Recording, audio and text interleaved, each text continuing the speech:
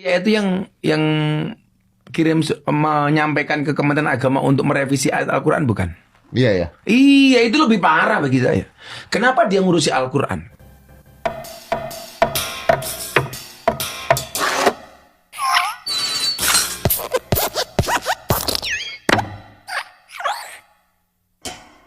Shalom saudaraku, di video kali ini ada hal yang saya rasa perlu kita luruskan terkait dengan podcastnya Deddy Corbuzier ketika dia mengundang Gus Miftah di kontennya ini.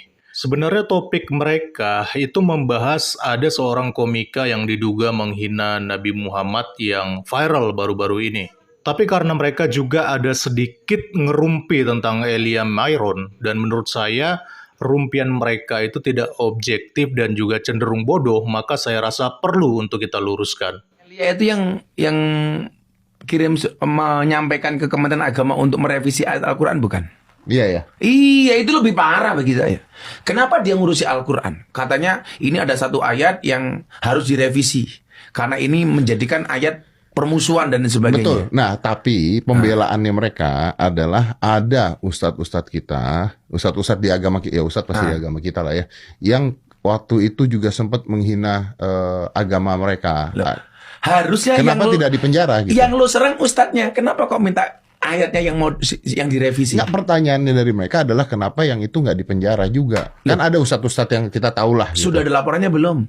Ya silakan dilaporkan. Ya, kadang-kadang. Kalau saya kemudian yang saya sampaikan menyinggung teman Kristiani, Ya. silakan saya dilaporkan.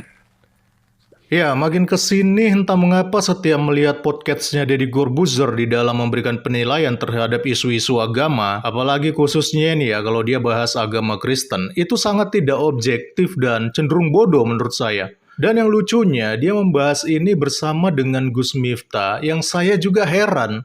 Kenapa Gus Miftahnya menjadi ikutan tidak objektif dan juga bodoh? Padahal selama ini saya respect loh dengan Gus Miftah karena dia jarang mencampuri urusan agama orang lain.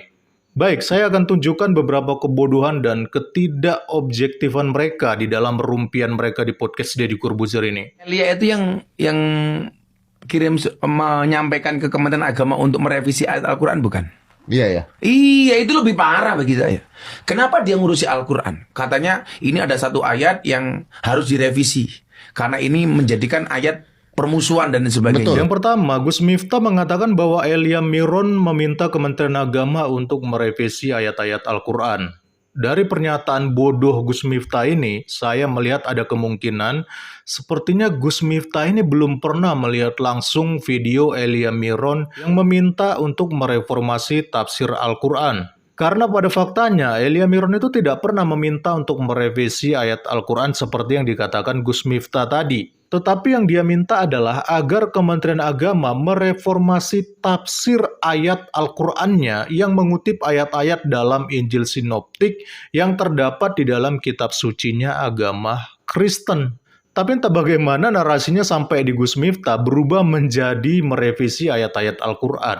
Ini kan lucu ya, nggak tahu inti masalah tapi berani koar-koar di ruang publik. Bahkan para polemikus Islam berikut ini aja mereka setuju loh dengan Elia untuk meminta Kementerian Agama mereformasi tafsir ayat Quran tersebut. Elia itu kan di sebuah videonya di TikTok itu kan menuntut atau membuat atau mengirim surat terbuka kepada Kementerian Agama Republik Indonesia untuk tidak mengutip-ngutip ayat Bible di dalam tafsir Quran. Iya. Khususnya itu ada di surat Al-A'raf kalau nggak salah ayat 157. Memang di situ saya tahu dari dulu, saya udah lama tahu, saya udah pernah punya pikiran yang sebenarnya kurang lebih sama dengan Elia lah. Dalam hal ini saya setuju dengan Elia. Sama.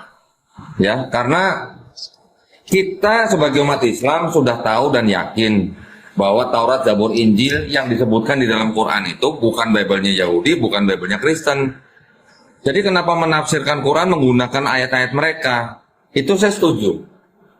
Lalu poin yang kedua ya, Deddy Corbuzier juga ngawur saya lihat dalam hal ini ya. Sebagai host, bukannya meluruskan narasi Gus Miftah yang sudah melenceng dan tidak sesuai dengan pernyataan Elia Miron, tetapi Deddy Corbuzier sendiri malah ikut-ikutan menambahkan narasi yang bodoh yang tidak ada kaitannya. Karena ini menjadikan ayat permusuhan dan sebagainya. Betul. Nah, tapi pembelaannya mereka adalah ada ustadz-ustadz kita, ustadz-ustadz di agama kita, ya ustadz pasti di agama kita lah ya, yang waktu itu juga sempat menghina agama mereka. Loh, harusnya Kenapa yang tidak dipenjara gitu? yang lo serang ustadznya, kenapa kok minta ayatnya yang direvisi? Nggak, pertanyaannya dari mereka adalah kenapa yang itu nggak dipenjara juga? Kan ada ustadz-ustadz yang kita tahu lah. Gitu. Sudah ada laporannya belum? Ya silakan dilaporkan. Ya kadang-kadang. Kalau saya kemudian yang saya sampaikan menyinggung teman Kristiani, Ya. silakan saya dilaporkan. Permintaan Elia Miron agar Kementerian Agama mereformasi tafsir Quran itu tidak ada hubungannya dengan ustadz-ustadz yang selama ini menghina agama Kristen. Seolah-olah Elia Miron dianggap melakukan itu untuk membalas hinaan dan hujatan para ustadz yang suka mengurusi agama Kristen. Padahal kami sebagai umat Kristen hanya meminta pertanggungjawaban kepada Kementerian Agama. Mengapa ayat dalam Injil Sinoptik kami itu dipakai sebagai tafsir versi Kementerian Agama? Jadi ini sebenarnya nggak ada hubungannya dengan membalas hujatan para ustadz yang suka menghina agama Kristen. Karena kami hanya ingin agar ayat di dalam kitab suci agama kami tidak sembarangan dicomot berdasarkan tafsiran versi kalian sendiri. Yang punya hak untuk menafsirkan ayat-ayat dalam kitab suci agama kami adalah kami sendiri, bukan Kementerian Agama. Jadi inti masalah sebenarnya ada di situ. Jadi nggak perlulah Deddy Corbuzier menggiring opini kemana-mana sehingga menjauh dari inti permasalahan yang sebenarnya. Dan berdasarkan informasi yang saya baca ya teman-teman, masalah ini sebenarnya sudah sampai ke telinganya Kementerian Agama, tapi jawabannya menurut saya sangat tidak memuaskan dan terkesan masa bodoh dengan situasi ini. Berikut pernyataan dari Kementerian Agama ya. Merespon surat terbuka Elia, Kepala Pusat Kerukunan Umat Beragama Sekretariat Jenderal Kementerian Agama Dr. H. Wawan Junaidi MA saat diwawancara di Magelang Jumat 24 November 2023 menjelaskan bahwa terkait penafsiran Al-Quran sebenarnya sejak dulu merupakan tradisi para ahli kitab agama. Tafsir Al-Quran oleh Kemenak memang sebagian ada yang mengutip dari Perjanjian Baru, itu sudah tradisi sejak lama. Dalam Islam itu namanya metodologi Israiliyat yang berarti berita-berita yang dibawa oleh orang-orang Yahudi dan Nasrani yang masuk Islam. Lalu dari Israiliyat ini, lanjut Wawan Junaidi juga telah melalui diskusi panjang melibatkan para tokoh agama dan ahli kitab. Ahli-ahli kitab itu tentu saja dari kitab-kitab Samawi, jadi teknik kutip dari metodologi Israiliyat ini adalah hal yang sangat biasa dari dulu sampai sekarang, juga tidak ada masalah ungkapnya.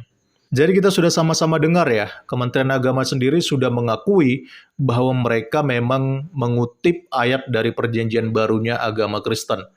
Tapi menurut mereka katanya itu sudah biasa dan merupakan tradisi sejak lama katanya ya.